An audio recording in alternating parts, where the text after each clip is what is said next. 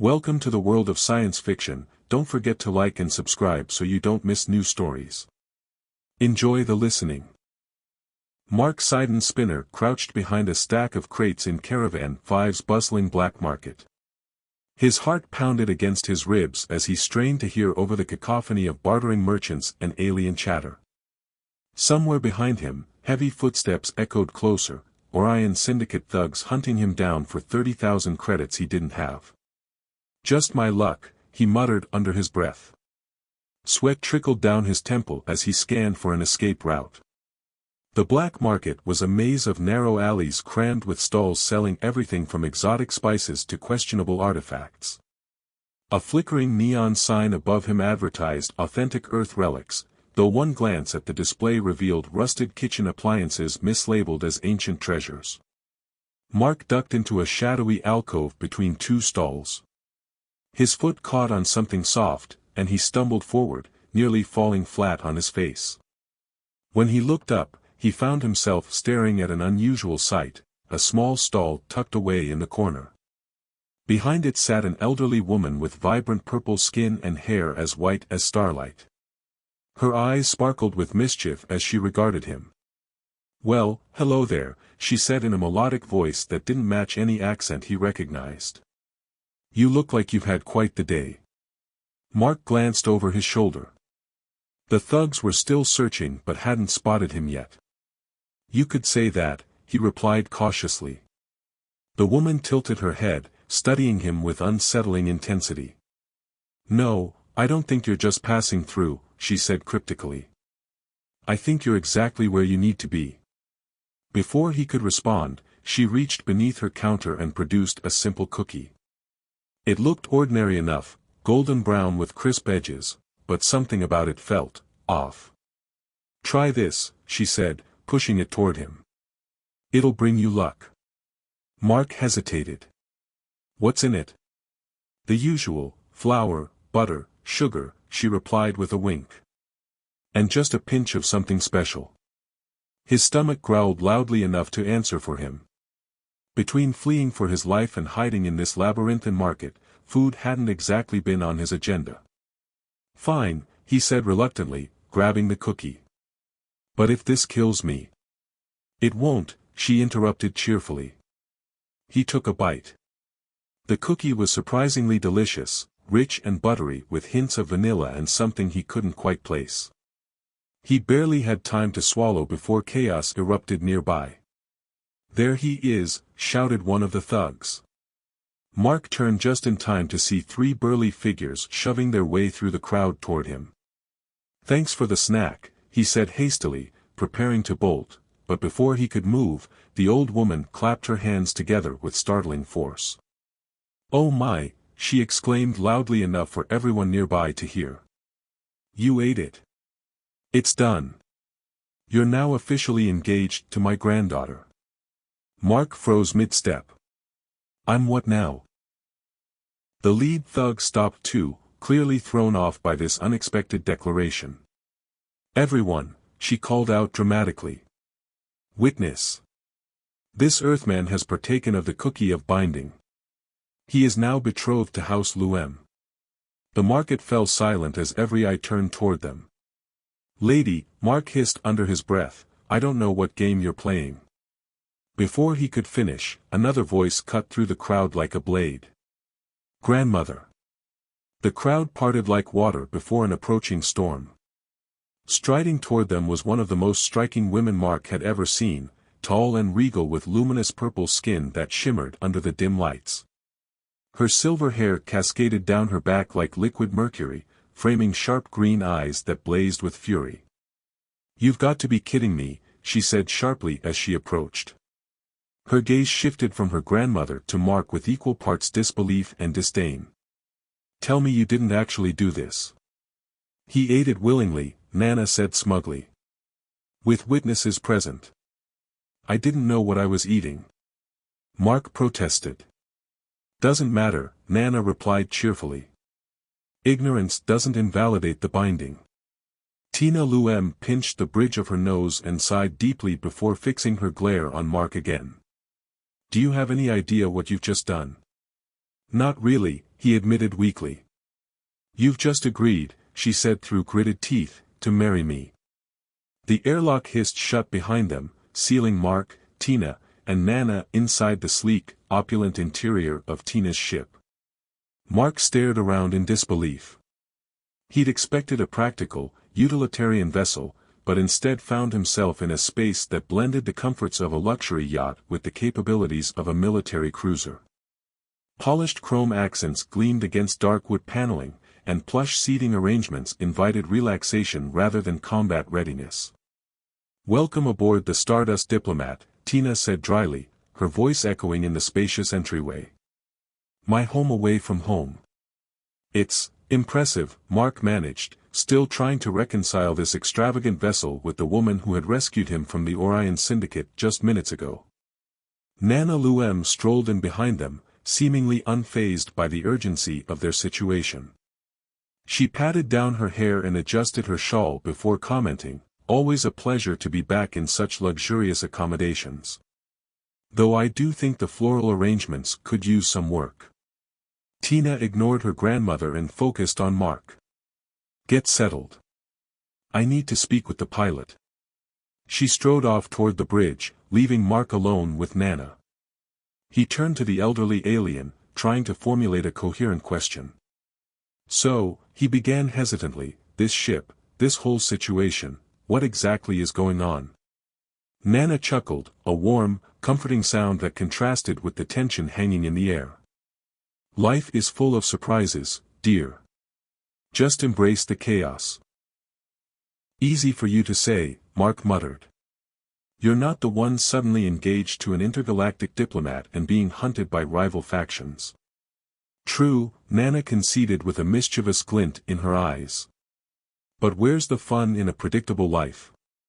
Besides, Tina needs someone like you." "Someone like me? A down-on-his-luck chef with gambling debts?" Mark scoffed. "I think she could have aimed a little higher." "Nonsense," Nana said firmly. "Tina is brilliant and capable, but she carries the weight of her family's expectations. She needs someone who can remind her to lighten up, to see the humor in things." Before Mark could respond, the ship lurched violently, throwing him off balance. Alarms blared through the vessel, and red lights flashed. "What was that?" he exclaimed, grabbing onto a nearby handrail for support. "Pixis," Tina's voice crackled over the ship's intercom. "They're not giving up easily. Ralvek, prepare for evasive maneuvers." "Evasive maneuvers?" Mark repeated, his stomach churning. "What kind of evasive maneuvers?" Nana just smiled serenely. "The exciting kind."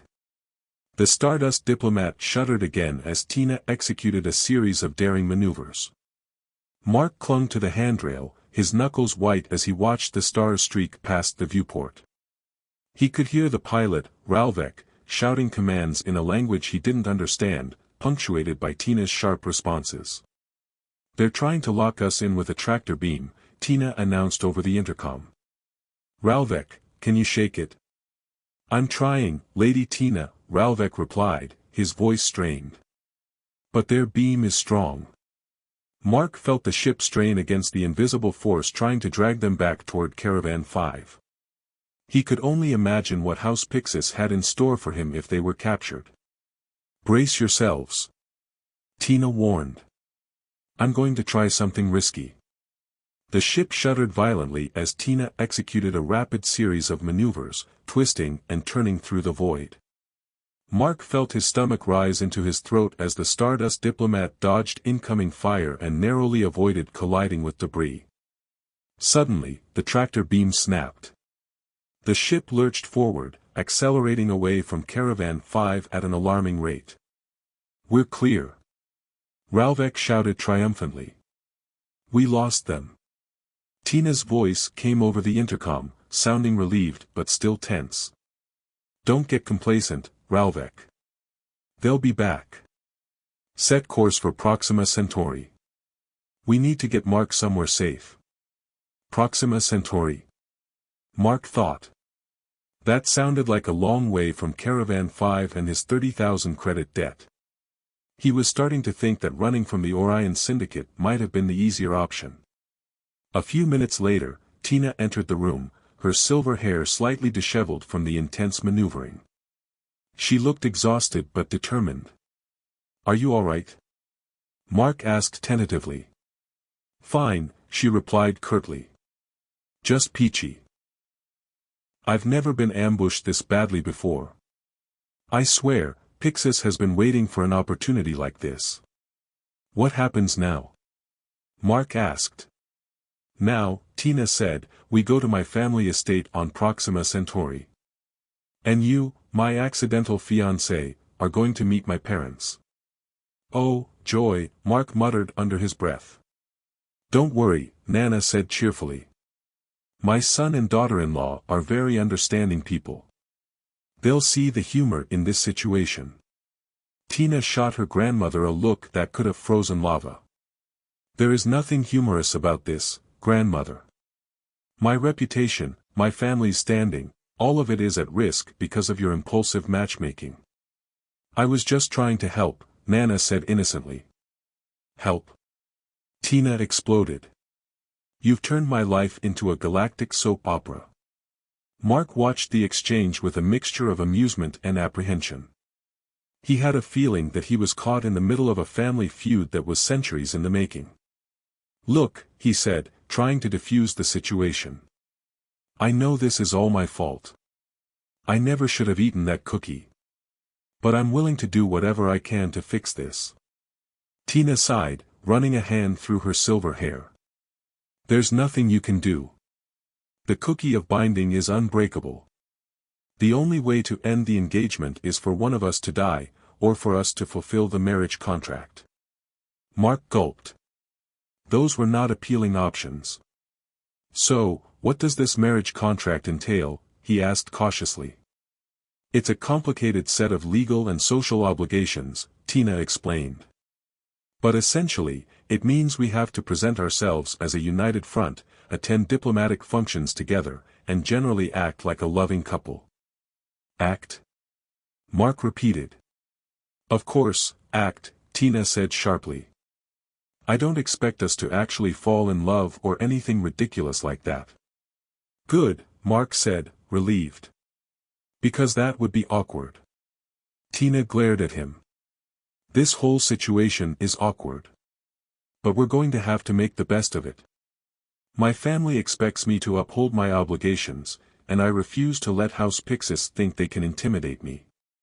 "So, what do you want me to do?" Mark asked. "For starters," Tina said, "you can start learning about Luem family history and Proxima Centauri politics.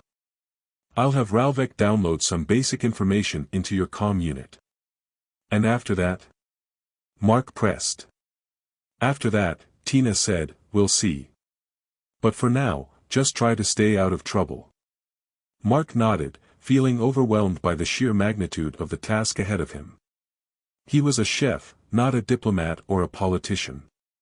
He knew how to make a mean soufflé, not negotiate intergalactic treaties. As Tina turned to leave, Mark couldn't resist asking one more question. "Hey, Tina." She paused at the doorway, her expression unreadable. "What?"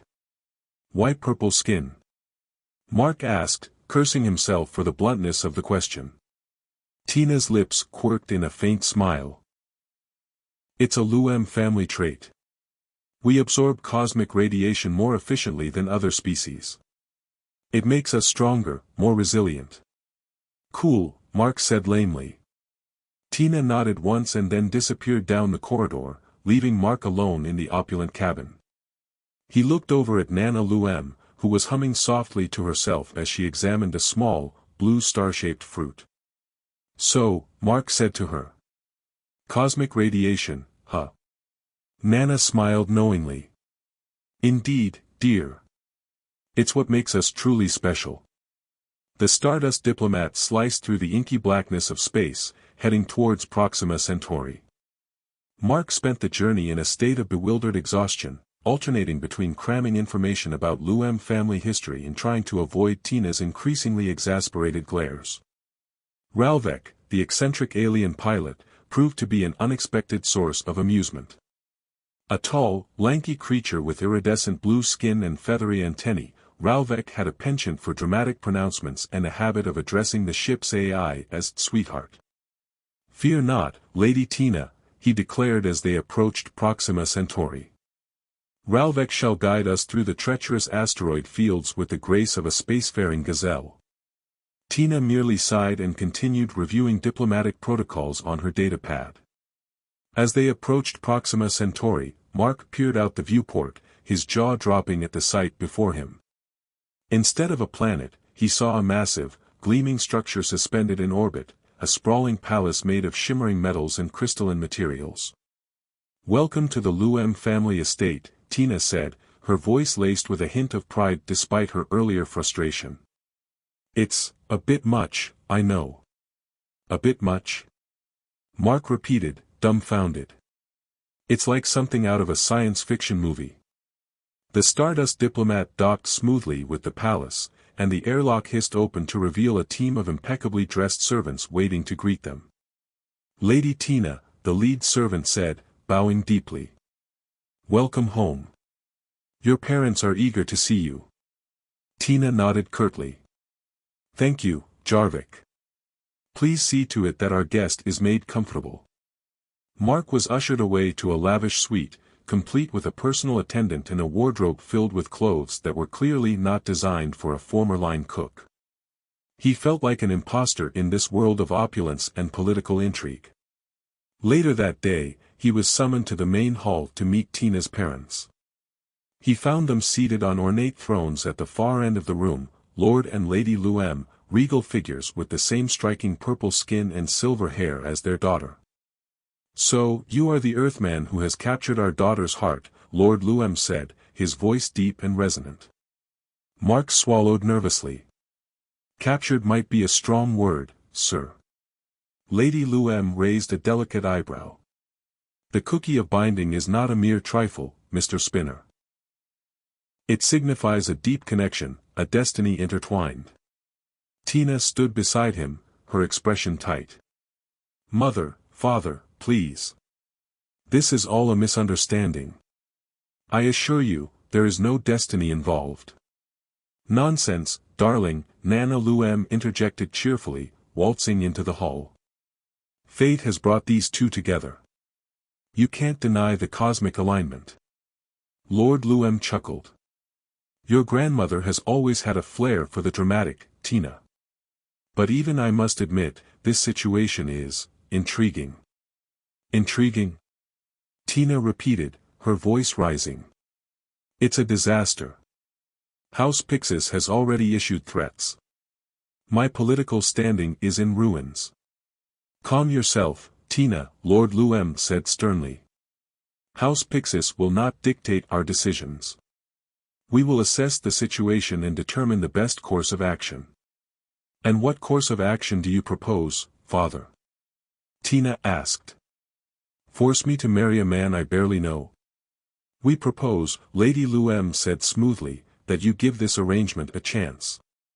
Allow Mr. Spinner to prove his worth to our family." Mark stared at them, dumbfounded. They were serious. They actually expected him to play the part of Tina's fiancé. "But I don't know anything about politics or diplomacy," he protested. "I'm a chef." "Then you have much to learn," Lord Luem said. "We will provide you with tutors and training. You will become a suitable consort for our daughter." Tina looked at him with a mixture of pity and exasperation. "Don't worry," she said. "I'll make sure you don't embarrass yourself too much." And so began Mark's crash course in Luem family history, Proxima Centauri politics, and alien etiquette. He spent hours poring over datapads filled with complex treaties, genealogical charts, and cultural customs. He learned how to address dignitaries from different species, how to navigate treacherous social gatherings, and how to avoid offending anyone with a misplaced gesture or phrase. Tina was his primary tutor, though she clearly resented having to spend so much time with him. She corrected his every mistake, criticized his every misstep, and generally made his life miserable. "You're holding the utensil wrong," she snapped during a formal dinner. That's a Zargan fork. It's used for consuming sentient algae, not mashed potatoes. Sorry, Mark mumbled, feeling his face flush with embarrassment. And stop slouching, Tina continued. You look like you're about to collapse into your soup. Sit up straight and project confidence. Despite her harsh criticism, Mark began to appreciate Tina's intelligence and dedication. She was a brilliant strategist and a skilled negotiator. She knew how to play the game of politics better than anyone he had ever met. One evening, as they were studying in the library, Mark overheard a hushed conversation coming from the adjoining room. He pressed his ear against the wall, straining to hear the voices. The engagement must be stopped, one voice said. House Pixis will pay handsomely for our cooperation. But Lady Tina is our kin, another voice protested. We cannot betray her. She is too headstrong, too independent, the first voice replied. She is leading House Luem down a dangerous path. This Earthman is the final straw. We must act before it's too late. Mark's blood ran cold. Someone in the Luem family was plotting to sabotage the engagement and betray Tina to House Pixis. He had to warn her, but who could he trust? He turned to find Nana Luem standing behind him, her eyes twinkling with amusement. Intriguing, isn't it? You knew? Mark asked, shocked. You knew someone was planning this? Nana shrugged. Family politics are never simple, dear. But don't worry. We'll handle it.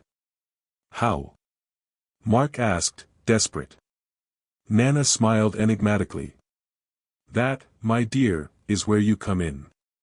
Weeks passed in a whirlwind of diplomatic briefings, etiquette lessons, and increasingly tense encounters with members of the Luem family. Mark, against all odds, was beginning to find his footing in this strange new world. He'd learned to distinguish between a Zargan fork and a flumped spoon, could hold his own in a conversation about intergalactic trade regulations, and had even managed to impress a few of the Luem family's allies with his surprisingly insightful observations. Tina, however, remained a challenge. She was still distant and guarded, treating him with a mixture of exasperation and reluctant respect. Mark sensed that she was slowly starting to see him as something more than just an accidental fiancé, but she was determined not to show it. The event that would truly test their partnership was fast approaching, the Grand Diplomatic Ball. It was a gathering of the most powerful figures in the Proxima Centauri system, a chance for House Luem to showcase its strength and forge new alliances. As Tina put it, it's a minefield of political maneuvering wrapped in a shimmering gown and served with fancy canapés. Mark's wardrobe had been upgraded considerably since his arrival. He now possessed a collection of elegant suits made from shimmering fabrics and adorned with subtle alien designs. But no amount of finery could hide his nervousness as he stood before a full-length mirror, adjusting his tie for the 10th time. Relax, Nana Luem said, entering the room. You look handsome. Just remember to smile and nod, and try not to spill anything on your clothes. Easy for you to say, Mark muttered. You're not the one who has to dance with Tina in front of hundreds of dignitaries. Dancing is easy, Nana said with a mischievous grin. Just follow her lead and try not to step on her toes. Tina entered the room, and Mark's breath caught in his throat. She was wearing a gown of shimmering silver that seemed to flow around her like liquid moonlight. Her silver hair was styled in an intricate braid, and a delicate tiara adorned her head. She looked every inch the regal diplomat, and Mark suddenly felt woefully inadequate. Are you ready? She asked, her voice softening slightly. As I'll ever be, Mark replied, trying to sound more confident than he felt. As they entered the ballroom, Mark was immediately overwhelmed by the sheer scale of the event. The room was vast and glittering, filled with hundreds of beings from all corners of the galaxy. The air buzzed with conversation and the scent of exotic perfumes and alien delicacies. Tina led him through the throng, introducing him to various dignitaries and allies. Mark did his best to remember names and titles, but it was all a blur. He felt like he was drowning in a sea of unfamiliar faces and complex political alliances. "Remember," Tina whispered, "House Pixis will be here. Be polite, but don't engage in any serious conversation with them." Mark nodded, spotting a group of figures in the distinctive crimson robes of House Pixis. They were watching him with cold, calculating eyes. The evening progressed with a series of formal speeches, elaborate dances, and strained conversations. Mark managed to hold his own, thanks to Tina's guidance and his own growing understanding of Proxima Centauri politics. He even managed to impress a few key allies with his surprisingly insightful questions and his willingness to listen to their concerns. During a brief respite from the formalities, Mark found himself standing near a buffet table laden with exotic foods. He recognized many of the dishes from his lessons with Tina, but one in particular caught his eye, a small, golden pastry filled with a creamy substance. "What's this?" he asked a nearby server. "That, sir, is a delicacy known as a sun kiss," the server replied. "It's made with rare ingredients from a distant star system. They say it brings good fortune to those who consume it." Mark hesitated, remembering the last time he'd eaten a mysterious alien pastry. But the sun kiss looked so tempting, and he figured he could use a little good fortune. He popped it into his mouth and savored the rich, sweet flavor. Suddenly, a voice cut through the crowd, silencing the room. It was Lord Valerius Pixis, the head of House Pixis. "Lady Tina Luem," he said, his voice dripping with disdain. "I must say, I am surprised by your choice of consort. An Earthman?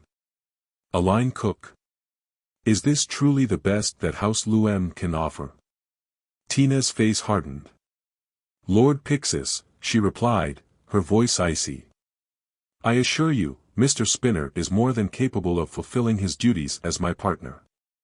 "Is he?" Lord Pixis sneered. "Or is he simply a convenient pawn in your little game? A way to avoid a more, politically advantageous alliance?" Mark stepped forward, feeling a surge of anger. "With all due respect, Lord Pixis," he said, "my engagement to Lady Tina is not a game. We are committed to building a strong and prosperous future for House Luem." Lord Pixis laughed, a harsh, grating sound. "Committed? You know nothing of the intricacies of Proxima Centauri politics. You are a mere outsider, a plaything for Lady Tina's amusement." "Perhaps," Mark said, his voice rising. "But I am learning quickly. And I am not afraid to stand up for what I believe in. I may not have been born into a life of privilege, but I have honor and loyalty. And those are qualities that are sorely lacking in House Pixis." The room erupted in gasps. No one had ever dared to speak to Lord Pixis in such a way. Lord Pixis's face turned a dangerous shade of crimson. "You will regret those words, Earthman," he hissed. Before he could respond, the lights flickered and died. The room plunged into darkness, and a chorus of screams echoed through the ballroom. "What's happening?" Mark exclaimed, groping for Tina's hand. Suddenly, a laser blast whizzed past his head. He heard a commotion nearby, and then another blast. It was an assassination attempt. Tina grabbed his arm and pulled him toward the nearest exit. "We have to get out of here," she shouted. They ran through the darkened ballroom, dodging laser fire and tripping over fallen debris. Mark could hear the sounds of fighting all around them. Suddenly, a figure emerged from the shadows, blocking their path. It was a Pixis assassin, armed with a blaster rifle. "Your game ends here, Luem," the assassin snarled. Before Mark could react, the assassin raised his weapon and fired. But just as the laser blast was about to strike Tina, Ralvek appeared out of nowhere, tackling the assassin to the ground. "Go!" Ralvek shouted. "I'll handle this." Tina and Mark didn't hesitate. They sprinted out of the ballroom and into the dimly lit corridors of the palace. "Where are we going?" Mark asked, breathless. "To the emergency escape pods," Tina replied. "This palace is not safe anymore." As they ran, Mark couldn't help but wonder what had just happened. Had he been responsible for triggering this attack? Had his outburst against Lord Pixis put Tina's life in danger? They reached the escape pods and climbed into a small, cramped vessel. Tina initiated the launch sequence, and the pod shot out into the darkness of space. As they hurtled away from the palace, Mark looked at Tina, his face filled with concern. "Are you all right?" he asked. Tina nodded, but her eyes were filled with a mixture of anger and fear. "This is my fault," she said quietly. "I should have known that House Pixis would resort to violence. I underestimated them." "It's not your fault," Mark said, taking her hand. "You couldn't have predicted this." Tina looked at him, her expression softening. "Thank you, Mark," she said. "For standing up for me. For being there." For the first time, Mark saw a glimmer of vulnerability in Tina's eyes. He realized that beneath her regal exterior, she was just as scared and uncertain as he was. "What happens now?" Mark asked. "Now," Tina said, "we fight back." Back on the palace, Ralvek managed to subdue the assassin, but it was clear that the attack had been well coordinated. Pixis forces had infiltrated the palace, and chaos reigned. As Ralvek fought his way through the palace, he realized he had to inform the Luem parents about this situation as soon as possible. He finally got to their chamber and told them what had happened. Lord Luem immediately started planning a war. He said, "This declaration of war from House Pixis will not go unanswered. We must gather our forces and show them that we will not be intimidated." Ralvek said, "I will gather all the allies, my lord." "Good, do that quickly," Lord Luem responded. Meanwhile, Tina and Mark were in the escape pod. Tina turned to Mark and held both his hands and said, "Mark, I am sorry, because of me you are in danger." "It's okay, Tina, don't worry, we will get through this together," Mark responded with a smile. "Thank you, Mark," Tina said. Little did they know what the future holds for them. The Great War between House Luem and House Pixis. Inside Tina's ship, the Stardust Diplomat, Mark tried to make sense of the opulent surroundings. Before he could fully process the change in scenery, Tina strode into the cockpit, barking orders to the ship's AI and Ralvek. "Ralvek, get us out of this station," she commanded. "Set a course for the furthest Luem outpost. I need time to think." "As you wish, Lady Tina," Ralvek replied, his fingers dancing across the controls. "But the station is going into full lockdown. It won't be easy." "Just get us out of here," Tina snapped, her eyes fixed on the viewport as the Stardust Diplomat began to maneuver. As they hurtled away from Caravan 5, Mark finally had a moment to catch his breath. He turned to Nana Luem, who was calmly sipping a cup of tea as if nothing unusual had happened. "So," Mark began, "what exactly is this cookie of binding, and why can't we just undo it?" Nana smiled serenely. "The cookie of binding is an ancient Luem tradition. It creates a powerful magical bond between two individuals, binding them together in a way that transcends mere legal contracts. And the only way to undo it is through death or fulfilling the marriage contract." Mark asked, his voice rising in disbelief. "Not necessarily," Nana said, her eyes twinkling. "There is another way. A legend, really." "A legend?" Tina interjected, turning from the controls. "Grandmother, you can't be serious. You're not going to drag us on some wild goose chase, are you?" "It's not a wild goose chase," Nana protested. "It's a sacred quest. Legend has it that there exists a rare fruit known as the Starfruit of Undoing. Consuming it can break any magical bond, including the cookie of binding." "And where do we find this mythical starfruit?" Tina asked sarcastically. "On a forgotten planet in the Andromeda Galaxy," Nana replied with a perfectly straight face. Tina groaned and buried her face in her hands. "This is insane." "Look," Mark said, "I know this sounds crazy, but if it's the only way to get out of this mess, I'm willing to try it." Tina looked at him, surprised. You are. I don't exactly have a lot of options, Mark admitted. Besides, I'm starting to feel like I owe you something. I got you into this mess, so I should help get you out of it. Tina stared at him for a long moment, her expression unreadable. Finally, she sighed and nodded. All right, she said. We'll look for your star fruit of undoing. But if this turns out to be a waste of time, I'm holding you personally responsible, Mark Seidenspinner. And so, the Stardust diplomat embarked on a perilous journey to the Andromeda Galaxy, following ancient star charts and cryptic clues provided by Nana Luem. The journey was long and arduous, filled with unexpected dangers and close calls. They dodged rogue asteroids, navigated treacherous nebulae, and even had a brief run-in with a band of space pirates. Throughout the journey, Mark continued to learn about Tina and her world. He discovered that beneath her tough exterior, she was a kind and compassionate person, deeply committed to her family and her people. He also learned that she was carrying a heavy burden of responsibility, constantly pressured to live up to the expectations of her powerful family. As they grew closer, Mark found himself developing feelings for Tina that went beyond mere gratitude or obligation. He was drawn to her intelligence, her strength, and her unwavering sense of duty. He even found himself admiring her sharp wit and her occasional moments of vulnerability. Finally, after weeks of travel, they arrived at the forgotten planet where the star fruit of undoing was said to grow.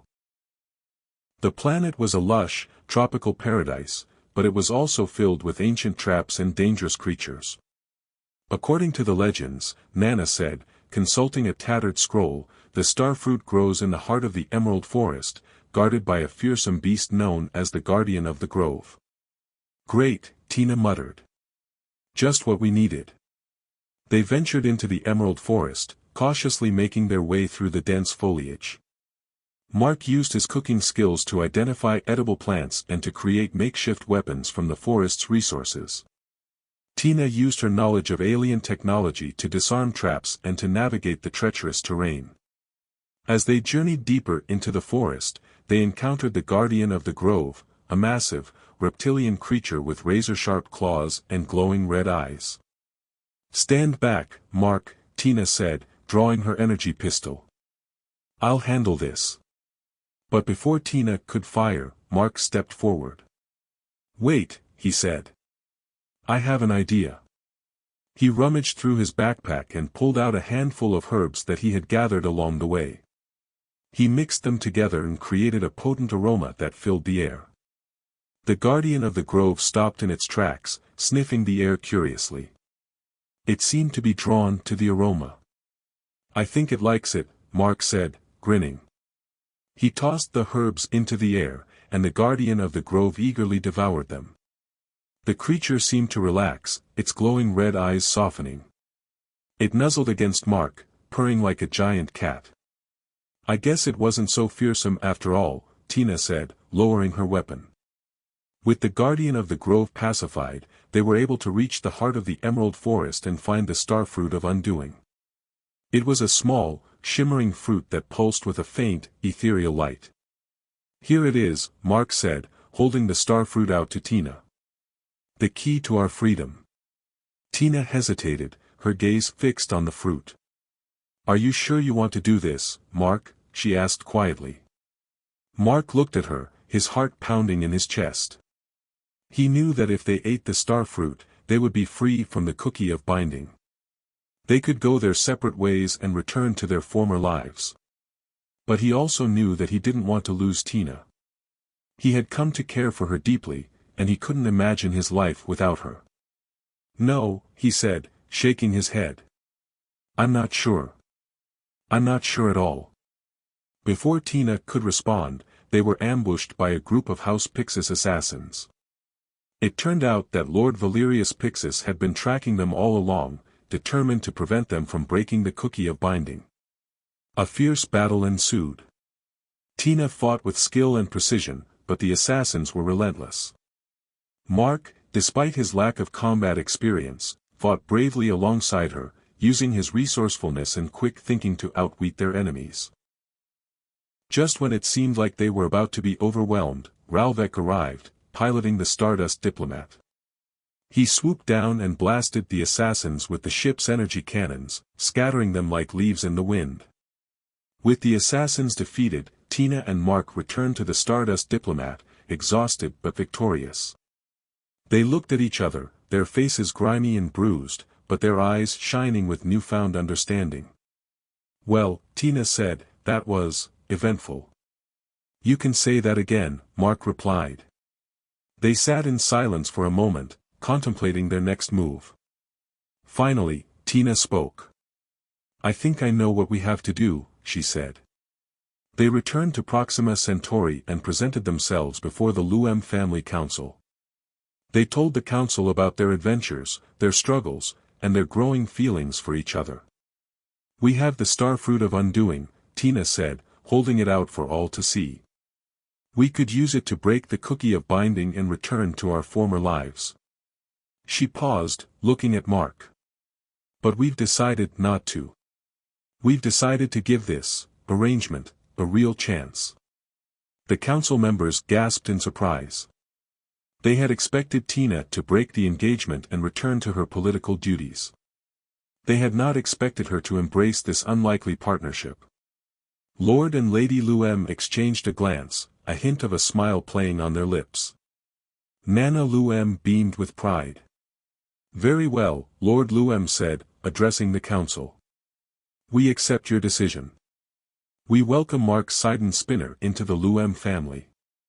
And so, Mark Sidon Spinner, the former line cook from Earth, became an official member of the Luem dynasty. He and Tina embarked on a new chapter of their lives, facing the challenges of intergalactic politics and the joys of newfound love. They knew that their journey would not be easy. They would face opposition from their enemies, doubts from their allies, and the constant pressure of living up to the expectations of their families. But they also knew that they had each other. They had found something special in their unlikely partnership, a connection that transcended cultural differences, political alliances, and even magical cookies. As they stood together, hand in hand, gazing out at the stars, they knew that their adventure was just beginning.